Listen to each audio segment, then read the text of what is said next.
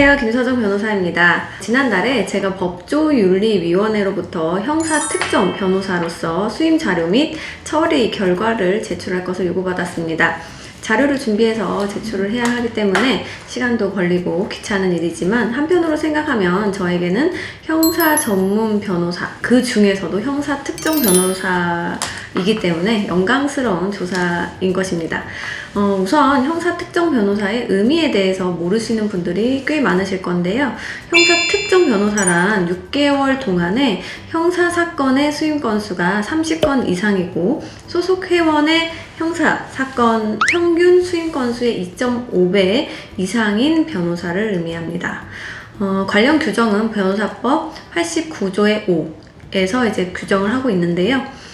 그 규정에 의하면 각 지방 변호사회가 일정 수 이상의 사건을 수임한 변호사의 성명과 사건 목록을 법조윤리위원협의회에 제출을 하고, 법조윤리협의회는 사건 수임에 관한 규정 위반 여부를 판단하기 위해서 수임 경위 등을 확인할 필요가 있다고 인정을 하는 경우에는 특정 변호사에게 수임 자료 및 처리 결과의 제출을 요구할 수 있으며, 특정 변호사는 제출을 요구받은 날로부터 30일 이내에 서류를 제출하여야 한다라고 규정하고 있습니다. 그런데 여기서 여러분들 형사 전문 변호사와 형사 특정 변호사 이렇게 헷갈리시는 분들이 꽤 많으실 겁니다. 이제 형사 전문 변호사는 대한변호사협회에서 형사 사건을 기간에 제한이 없이 일정한 수 이상을 하게 되면 전문 분야로 등록을 해주는 것을 의미합니다. 그러나 반면에 형사 특정 변호사는 상반기 또는 하반기 6개월 이내에 형사 사건을 30건 이상 또는 각 지방 변호사회의 형사 사건의 평균 수임 건수의 약 2.5배 이상이니까 형사 전문 변호사들 중에서도 실제 형사 사건을 집중적으로 많이 하는 변호사들만 이제 형사 특정 변호사가 될 수 있는 것이지요.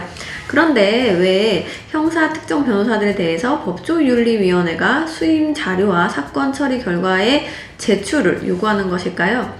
그 이유는 그 법조 시장의 법조 브로커, 즉 변호사 아닌 자들 사건을 변호사들에게 소개 및 알선하고 대가를 받는 자들을 통해서 해당 변호사가 형사 사건을 많이 선임을 하게 된 것인지 수임 경로에 대해서 조사를 하게 되는 것입니다.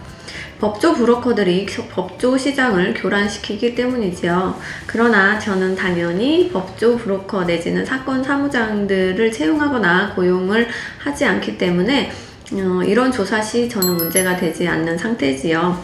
형사사건을 많이 다뤄보고 전문성을 갖춘 변호사가 필요하신가요? 그렇다면 저와 같은 이제 형사 전문 변호사 중에서도 형사 특정 변호사의 조력을 받아보실 것을 권해드립니다. 그럼 다음 영상에서 또 만나요. 감사합니다.